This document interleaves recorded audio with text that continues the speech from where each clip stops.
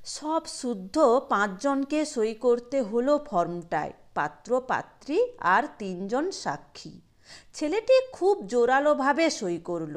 সাধারণত এত বড় করে নিজের নাম সে কখনো লেখে না। যেন আজকে অনেক বেশি স্পর্ধার সঙ্গে পৃথিবীর কাছে নিজেকে ঘোষণা করল সে। কালো কালিতে জলজল করতে লাগলো অংশুমান রায়। মেয়েটির ছোট কলমটিতে বোধহয় কালি ফুরিয়ে গিয়েছিল। হিমানী নিয়োগীর শেষ দীর্ঘইকারটা কেবল একটা আঁচড় কাটল কাগজের উপর। নিশীথ সই করল ইংরেজিতে। তার পরনে স্যুট ছিল আর ঝুঁকে সই করবার সময় গলার টাইটা কলমের মাথায় দুলছিল। সুধাকান্ত বেশ ধরে ধরে নাম লিখল, পাশে লিখল এম.কম। আর বাংলায় এম.এ পড়া ছেলেটি সুমন্ত মুখোপাধ্যায়ের অন্তস্তটাকে হাতির সুরের মতো বাঁকিয়ে দিয়ে যেন একটা ব্যক্তিত্ব নিয়ে আসতে চাইল। প্রথম পর্ব শেষ হলো এইখানেই। রেজিস্ট্রারের অফিস থেকে ৫ জন যখন বেরিয়ে এলো, তখন বিকেলের পড়ন্ত রোদ যেন বাতাসে কাঁপছে। পার্কের বেমানান আম গাছটার একরাশ রূপালি মুকুল সোনা হয়ে গেছে। নিম গাছের হলুদ পাতাগুলো ফাল্গুনের কিশলয়কে জায়গা ছেড়ে দিয়ে সোনার কুচির মতো ঝরে পড়ছে। সামনে পুকুরের জলে 4টে রাজহাঁস ভেসে বেড়াচ্ছে, আর পার্কের শেষ সীমায় সার বাঁধা কয়েকটা কৃষ্ণচূড়া রক্ত রঙিন দিগন্তের মতো দাঁড়িয়ে আছে। হিমানী নিয়োগী এইমাত্র ম্যারেজ রেজিস্ট্রেশন অফিস থেকে যে রায় হয়ে বেরিয়ে এলো, সে পার্কের দিকে চোখ মেলে কয়েক মিনিটের জন্যে দাঁড়িয়ে পড়ল। আমের মুকুল সোনা হয়ে গেছে, নিমের শুকনো পাতাগুলো সোনার কুচি হয়ে ঝরে যাচ্ছে। কিন্তু কতক্ষণ থাকবে এই সোনা? একটু পরে রাত আসবে, সব কালো হয়ে যাবে তখন। ভাবতে ইচ্ছে করে ওই কৃষ্ণচূড়া গাছগুলোর পরেই একটা অন্তহীন অরণ্য শুরু হয়েছে, আর খানিক বাদে এই 4টে রাজহাঁস সেই দূর বনের মধ্যে কোনো দুর্গম জলায় উড়ে চলে যাবে।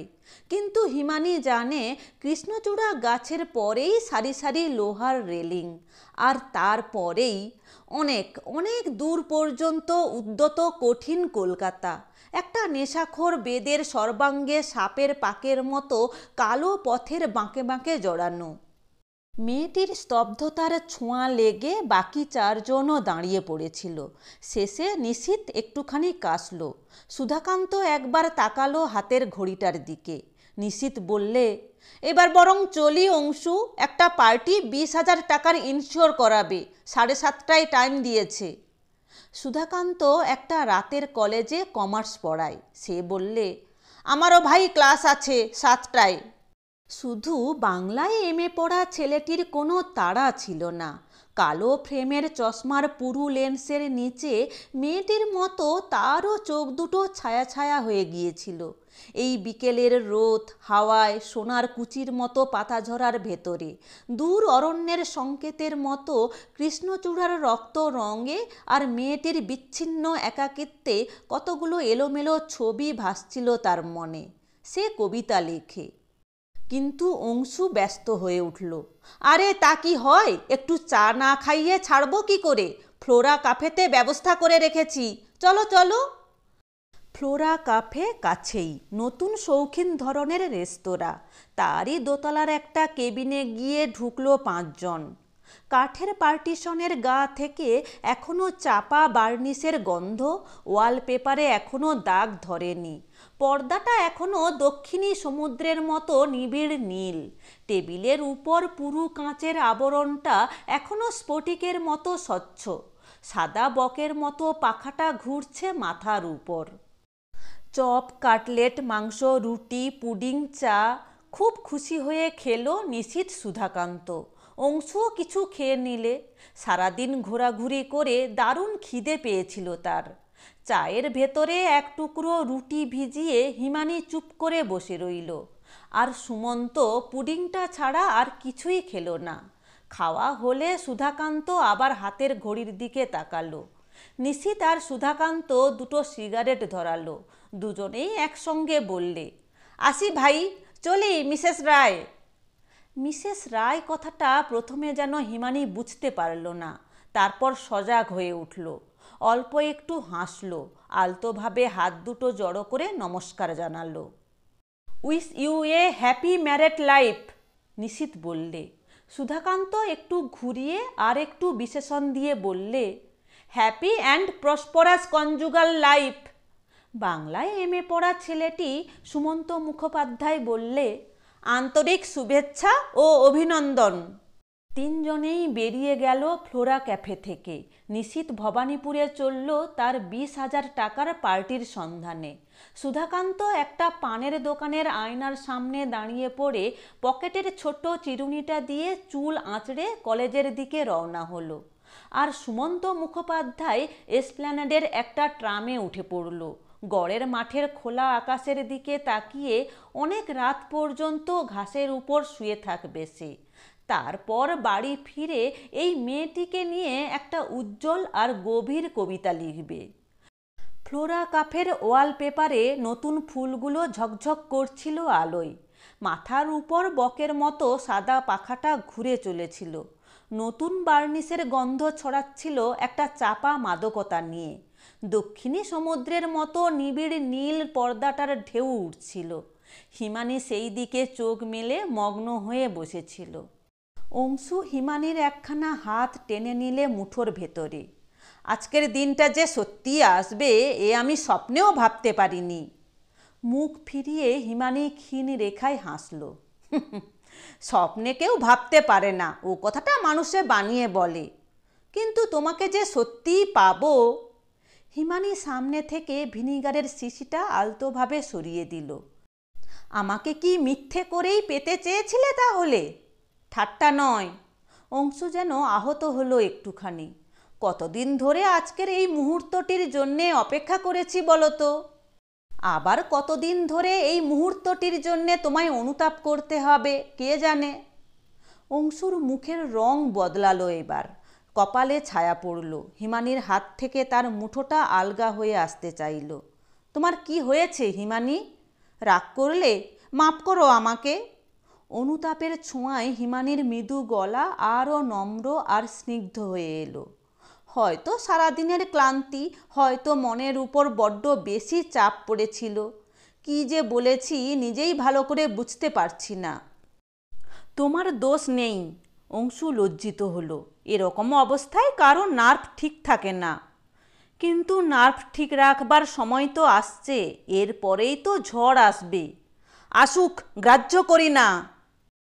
কথাটা অনেকখানি জোর দিয়ে বলল অংশু, যেমন করে অনেক বেশি জোরের সঙ্গে সই করেছিল রেজিস্ট্রেশন ফর্মটায়। কিন্তু মনটা থমকে দাঁড়ালো। কড়া মেজাজের ব্যবসাদার বাপের ছেলে অংশু, এবং পুত্র হিসেবে একতম নয়। আরও বড় দু ভাইয়ের সঙ্গে বাপের ব্যবসা দেখাশুনো করে, সামান্য কিছু অ্যালাউয়েন্স পায়, অর্থাৎ নিজের পায়ে পুরো জোর তার নেই। আর হিমানির বাবা তাদেরই ফার্মের একজন ছোটোখাটো কর্মচারী। অংশুর বাবা অফিসে ঢুকে যার সশ্রদ্ধ অভিবাদন পর্যন্ত লক্ষ্য করেন না। অংশুর বাবা ক্ষেপে উঠবেন, কী কাণ্ড করে বসবেন এখনও বলা যায় না। চাকরি হারানোর ভয়ে তার চাইতেও বেশি ক্ষেপে উঠবেন হিমানির বাবা।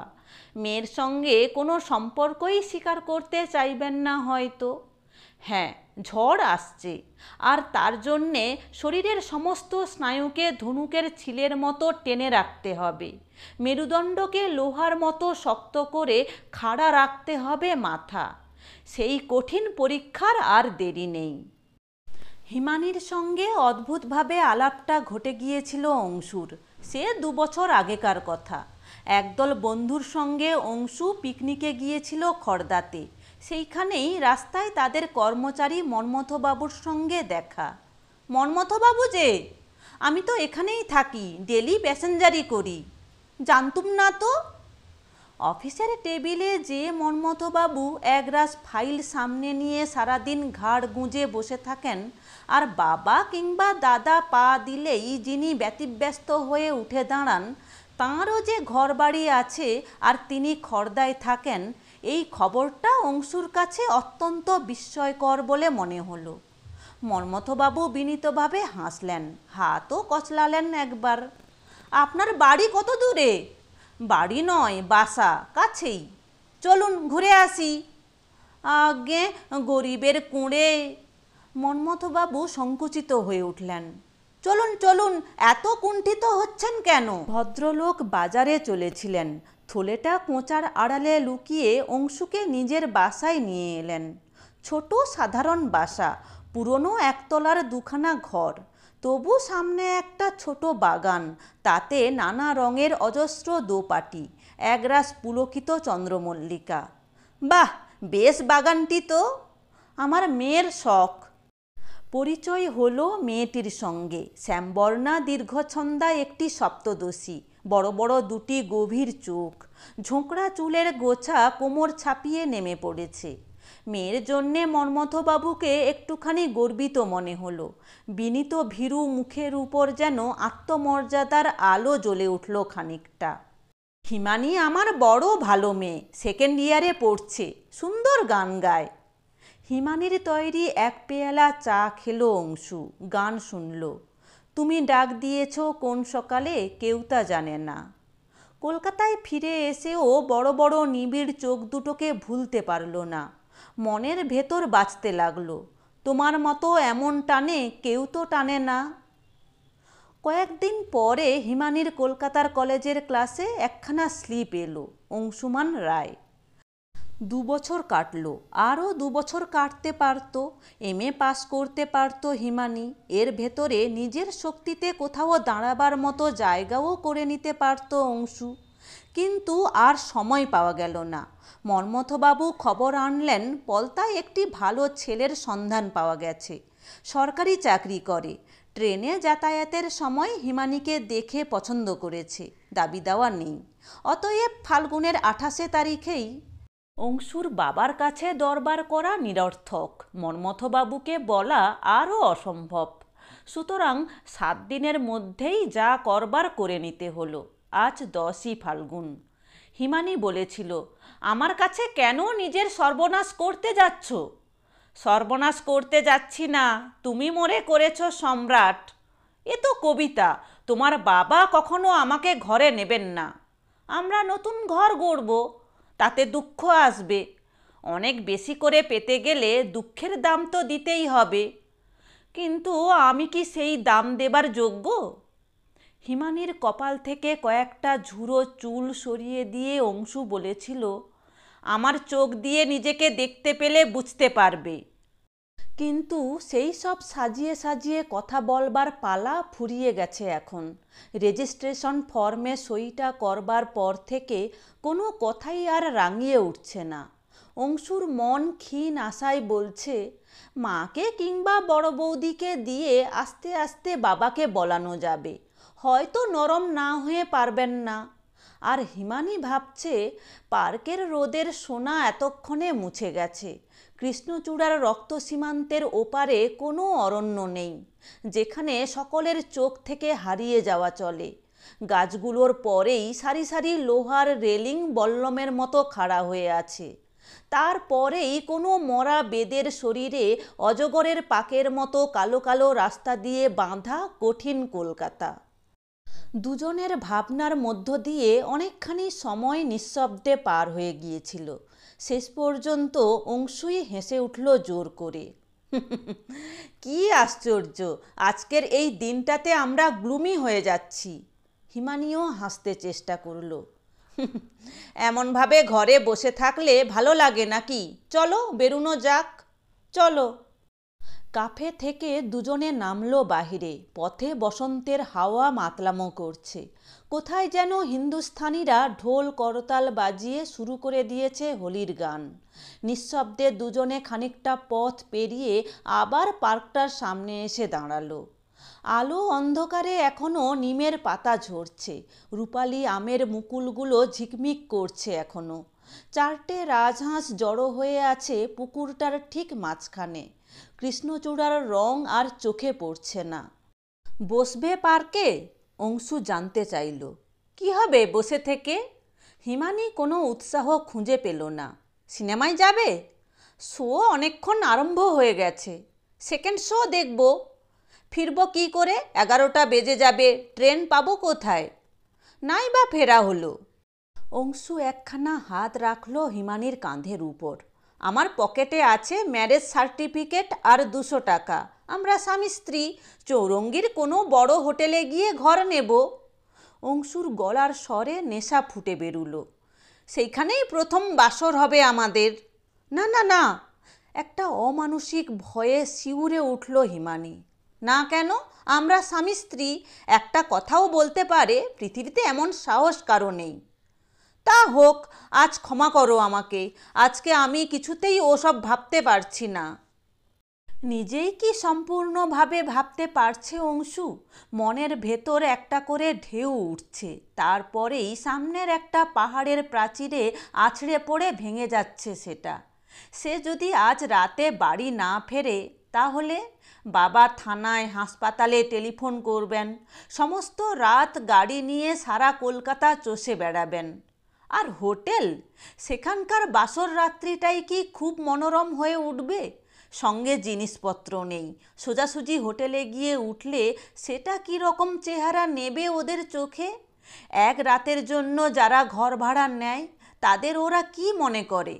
প্রত্যেকটা বয় বাবুর্চি সুইপারের দৃষ্টির তলায় যা ঝকঝক করে উঠবে, সেই অশ্লীল কৌতূহলকে সে ঠেকাবে কোন উপায়ে?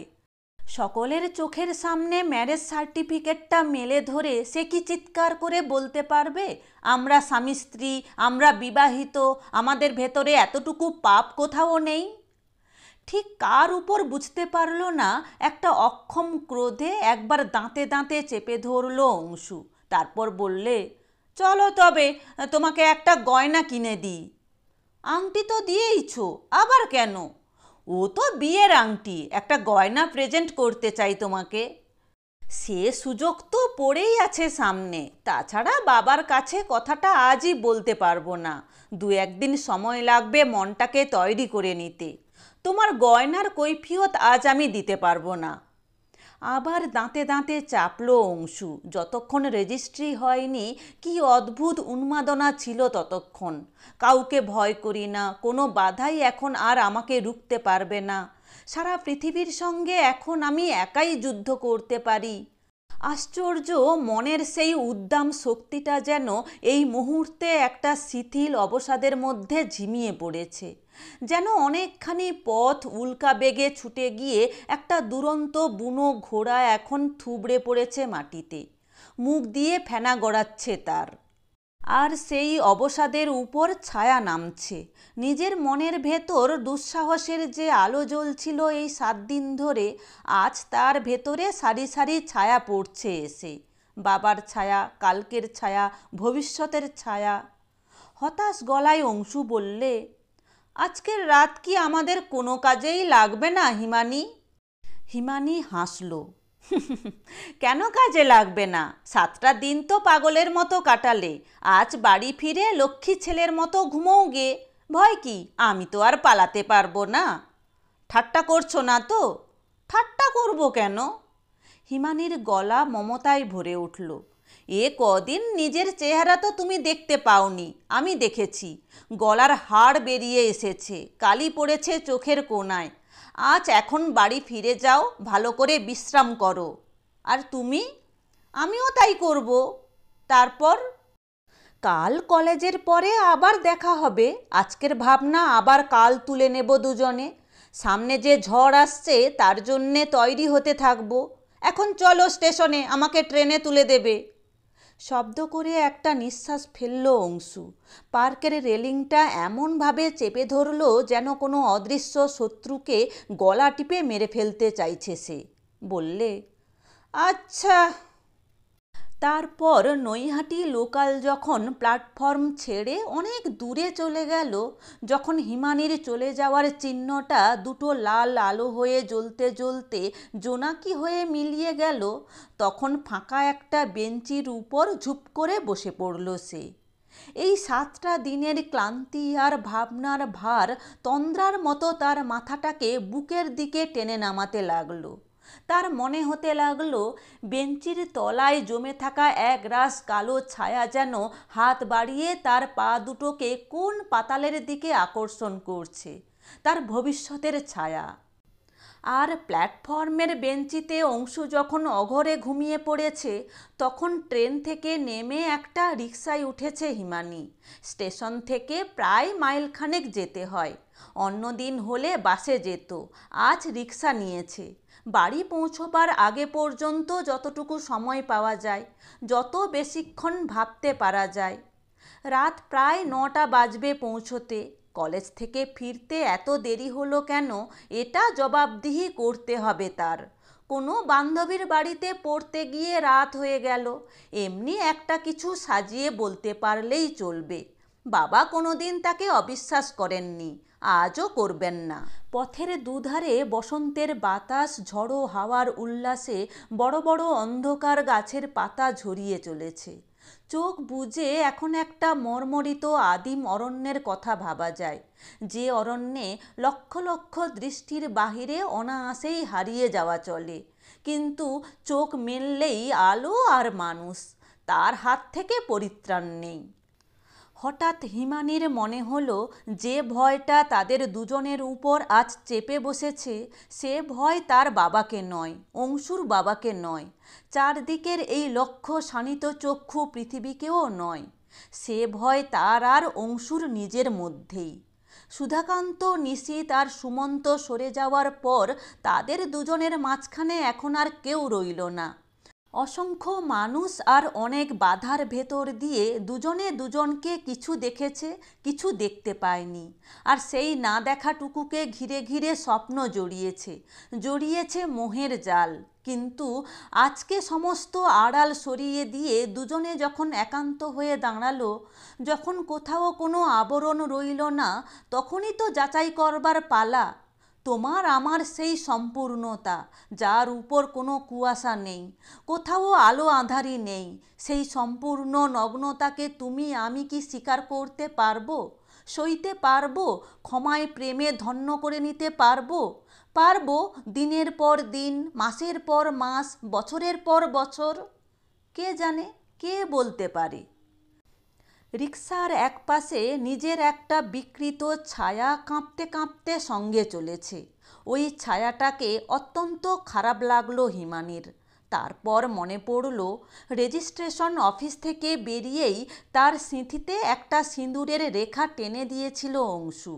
লাল শাড়ির আঁচল দিয়ে সেটাকে ঘষে ঘষে তুলতে লাগলো হিমানি। শেষ চিহ্নটুকু সম্পূর্ণ মুছে যাওয়ার পরেও অনেকক্ষণ ধরে কপালটাকে ঘষে চলল সে। আর চাপা যন্ত্রণার একটা ক্ষীণ বিদ্যুৎ ছড়িয়ে যেতে লাগলো তার মস্তিষ্কের স্নায়ুতে স্নায়ুতে।